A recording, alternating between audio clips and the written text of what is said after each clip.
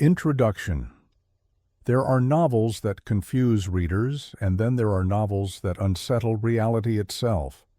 The Trial by Franz Kafka belongs firmly in the second category. It begins with an arrest without explanation and ends without resolution. In between, it traps readers inside a world ruled by invisible systems, unclear rules, and endless anxiety. Today we're counting down the 20 most Kafkaesque facts about the trial, a novel that feels less like a story and more like a condition. These facts reveal how bureaucracy becomes destiny, how guilt exists without crime, and how meaning disappears the moment you search for it. By the end, you'll understand why the trial remains one of the most disturbing works of modern literature. Let's begin. Fact 20. Arrest without reason. Josef K is arrested at the very beginning of the trial, yet no explanation is ever provided. He is not taken away, restrained, or isolated. Instead, he is informed that he is under arrest and then allowed to continue his life almost normally. This creates immediate psychological confusion. Arrest traditionally implies clarity, an accusation, a charge, a violation. Kafka removes all of that, leaving only authority without justification. The strange power of this moment lies in its familiarity. Josef K reacts not with panic, but irritation. He assumes the situation will resolve itself logically. Kafka uses this reaction to expose how deeply people trust systems, even when those systems offer no explanation. The arrest becomes a permanent state rather than an event. Fact 19. Invisible court. The court in the trial has no clear location.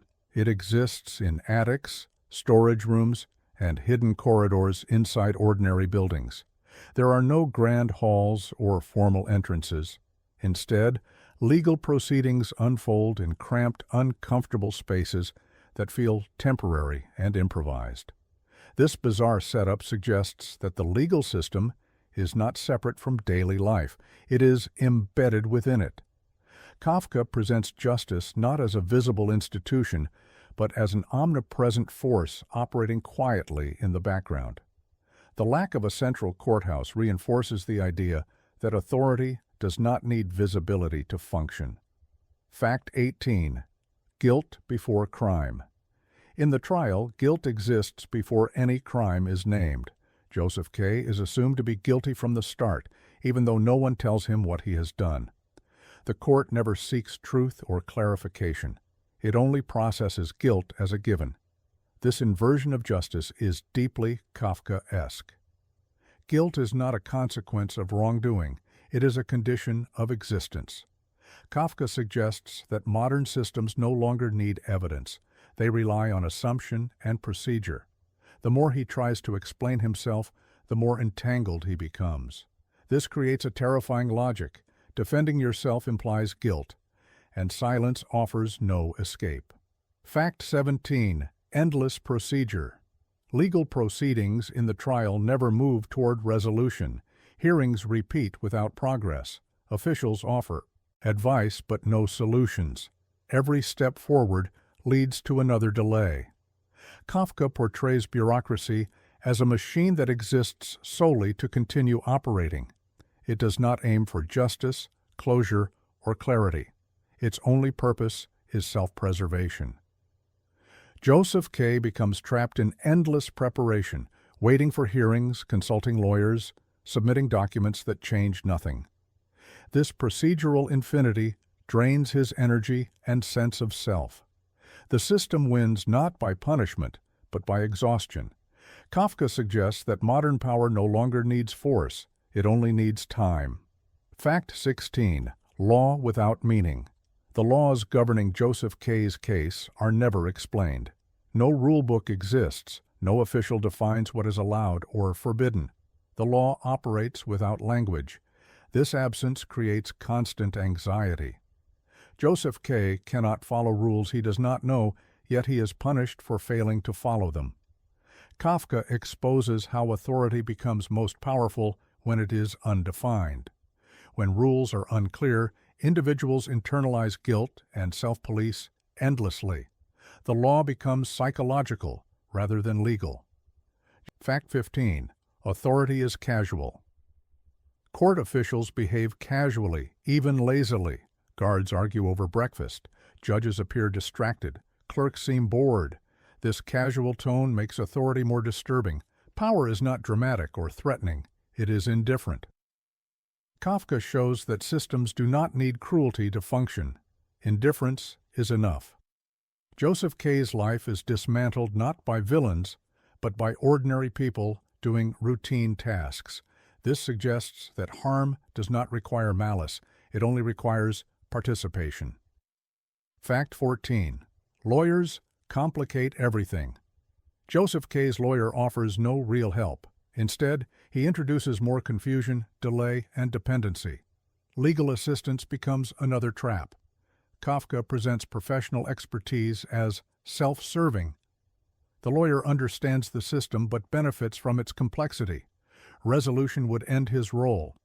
This creates a perverse incentive to prolong the process. Josef K realizes that knowledge within the system does not grant power. It deepens entanglement. Expertise becomes another form of control. Fact 13. Women as gatekeepers. Female characters in the trial often act as intermediaries to power. They promise access, influence, or guidance, but never resolution. This creates a strange dynamic where intimacy intersects with authority. Kafka suggests that personal relationship cannot escape institutional logic. Even desire becomes procedural.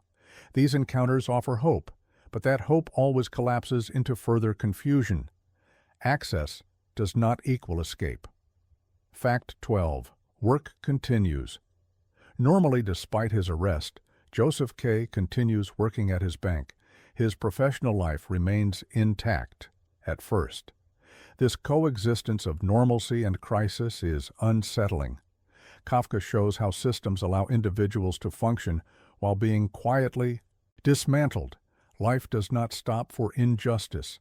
Instead, injustice becomes part of routine. Josef K's gradual decline is subtle, making it harder to resist. Fact 11. No final judgment. There is no clear verdict in the trial. The process ends, but meaning does not. Kafka denies readers the closure they expect.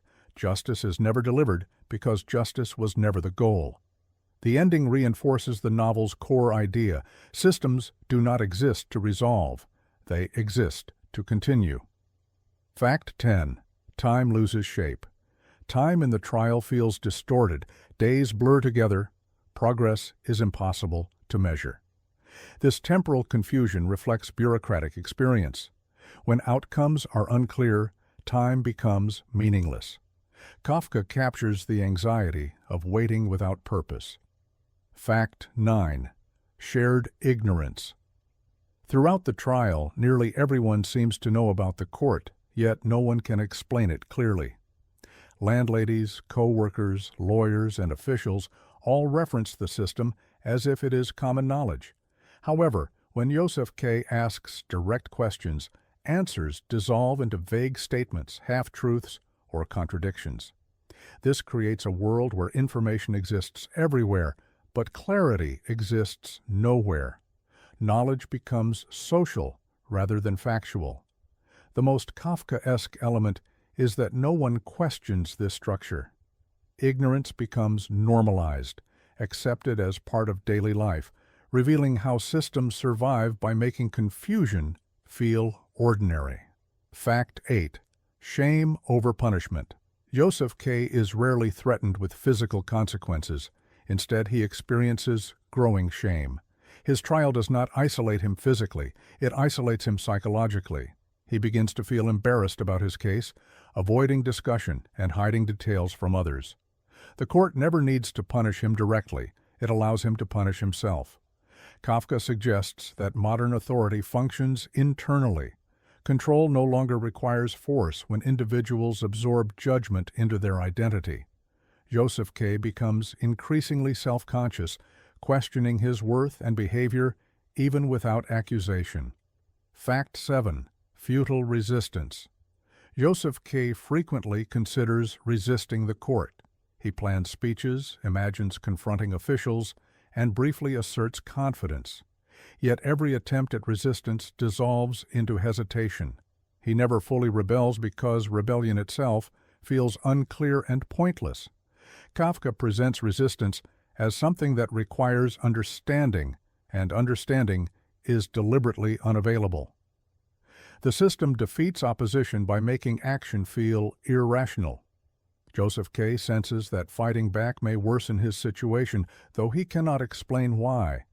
This uncertainty paralyzes him. Kafka suggests that when authority becomes abstract, resistance loses direction. Fact 6. Language conceals. Truth language in the trial does not clarify, it obscures. Court officials speak in formal, circular phrases that offer no concrete meaning. Conversations stretch on without resolution, filled with legal terminology that explains nothing. Words create the illusion of communication while preventing understanding. Kafka exposes how language becomes a tool of authority. When meaning is buried under abstraction, individuals lose their ability to question. Josef K. listens carefully, hoping for clarity, but finds only repetition. The more language he encounters, the less he understands. This creates exhaustion rather than insight. Fact 5. Faceless power. No single villain exists in the trial. Authority is collective, distributed, and impersonal. Every official claims limited responsibility. No one appears fully in charge. This absence of a central figure makes accountability impossible. Fact 4. Gradual erosion. Josef K.'s decline is slow and subtle.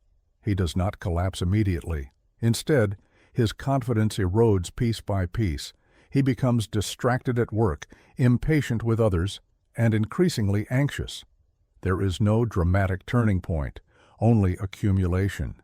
By the time Josef K. realizes what is happening, he no longer has the strength to oppose it. Fact 3. Innocence is useless. Josef K. insists on his innocence, but it carries no weight. The court does not investigate facts or motives. Innocence has no procedural value. The system does not seek truth, it seeks continuation. Kafka overturns traditional justice. In the trial, innocence is irrelevant because guilt is assumed. Josef K.'s moral integrity offers no protection. This creates existential dread. Fact 2. Meaningless ending. The novel's ending offers finality without explanation. It reinforces the idea that the system does not operate according to understanding. It operates according to process. This denial of meaning is intentional. Kafka wants readers to experience the same confusion as his protagonist. Fact 1. Endless trial. Even after the novel ends, the trial feels unfinished. The logic of the court continues beyond the page. The system survives Josef K. completely intact. Kafka's most disturbing achievement is making the trial feel ongoing. It does not belong only to the story. It extends into the reader's world. The trial never truly ends because its structure exists everywhere. Closing remarks. The trial remains one of the most unsettling novels ever written, not because of dramatic events, but because of how familiar its logic feels. Kafka exposes a world where authority operates without explanation, guilt exists without cause, and meaning disappears under procedure. The novel offers no guidance and no escape, only recognition. Whether you see it as political, psychological, or existential, the trial continues to reflect modern life in disturbing ways. If you've reached the end of this breakdown, you've explored 20 of the most Kafkaesque facts hidden inside this masterpiece. Thanks for watching. If you enjoyed this deep dive into literature and power, don't forget to like, subscribe, and turn on notifications for more explorations into the strange machinery of human systems.